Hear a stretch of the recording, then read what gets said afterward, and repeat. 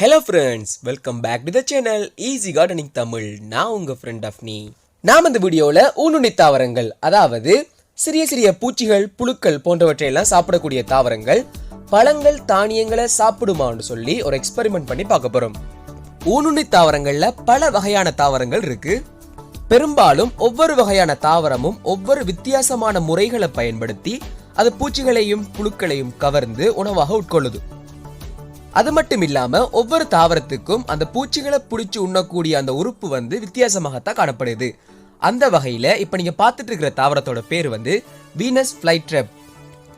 இந்த தாவரம் அதனுடைய இலைகள் மூலமாகத்தான் பூச்சிகள் புழுக்களை எல்லாம் பிடித்து உண்ணுது.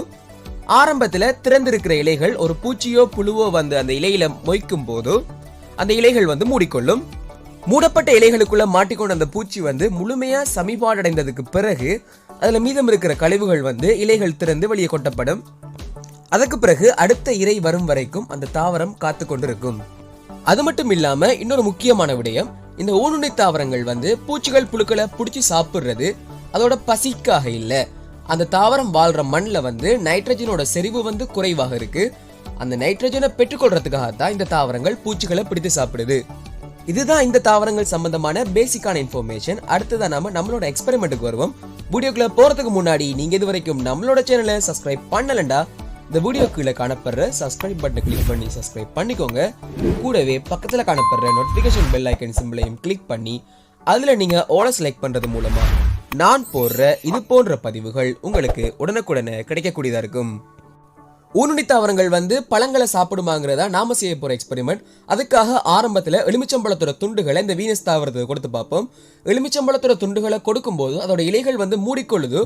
ஆனா எவ்வளவு நேரமானாலும் நாம கொடுத்த எலுமிச்சம்பழம் அந்த தாவரத்தால சமிபாடு அடையவே இல்லை. அதுக்கு பிறகு பல வித்தியாசமான பழங்களை வச்சு இந்த எக்ஸ்பெரிமெண்ட்டை திரும்ப திரும்ப செஞ்சு பார்க்காங்க. என்னதான் திரும்ப திரும்ப செஞ்சு பார்த்தாலும் ஒவ்வொரு தரமும் ஒவ்வொரு வகையான பழத்தை வைக்கும் போதும் அந்த தாவரத்தோட இலைகள் மூடிக்கொள்ளுது மற்றும் அந்த பழம் நசுக்கப்படுதே தவிர அந்த தாவரத்தால அந்த பழம் சமிபாடு அடையவே இல்லை. இதுல இருந்து நாம ஒரு முடிவுக்கு வரலாம், இந்த பூச்சியுண்ணி தாவரங்களால பழங்கள், தானியங்களை சாப்பிடவே முடியாது.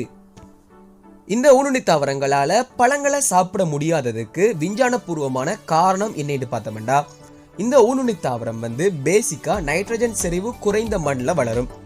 தாவரத்தோட வளர்ச்சிக்கு நைட்ரஜன் எவ்வளவு முக்கியமான மூலகம்ங்கிறது நம்ம எல்லாருக்குமே தெரியும். அதனால இந்த தாவரம் நைட்ரஜனை பெற்றுக்கொள்றதுக்காக இந்த பூச்சிகளை சாப்பிடுது. இந்த சந்தர்ப்பத்துல நமக்கு இன்னொரு கேள்வி வரும், அதாவது பூச்சி புழுக்கள்ல இருந்து எப்படி இந்த தாவரம் நைட்ரஜனை பெற்றுக்கொள்ளுதுன்னு. அதுக்கான காரணம் பார்த்தோம்னா, பூச்சி புழுக்களோட உடல்கள் புரதத்தால நிறைந்ததாக காணப்படுது. புரதமானது சமிபாடு அடையும் போது அமினோ அமிலங்களாக உடையும். அமினோ அமிலங்கள் சமிபாடு அடையும் போது அமைன்களாக உடையும். அமைன்கள் சமிபாடு அடையும் போது நைட்ரஜன் மூலக்கூறுகளாக உடையும். அந்த மாதிரி உடைஞ்சி நைட்ரஜனை பெற்றுக்கொள்ற இந்த தாவரங்கள் அந்த நைட்ரஜனை பயன்படுத்தி தன்னோட வளர்ச்சி செயற்பாடுகளை மேற்கொள்ளுது. இதுதான் சயின்டிபிக் ரீதியான உண்மை. அது மட்டும் இல்லாம இந்த தாவரங்கள் விலங்கு புரதங்களை மட்டும்தான் நைட்ரஜனா மாற்றத்துக்கான ஆற்றலையும் கொண்டிருக்கு. அதனால தாவர புரதங்களை இந்த தாவரத்தால நைட்ரஜனாக மாற்ற முடியாது. சோ ஃப்ரெண்ட்ஸ், இந்த வீடியோ உங்களுக்கு பிடிச்சிருந்தா இந்த வீடியோவை லைக் பண்ணுங்க.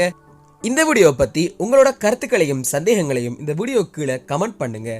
இந்த வீடியோவை உங்களோட ஃப்ரெண்ட்ஸோட ஷேர் பண்ணுங்க. மறக்காம நம்மளோட சேனலை சப்ஸ்கிரைப் பண்ணுங்க. தேங்க்ஸ் ஃபார் வாட்சிங். Happy gardening.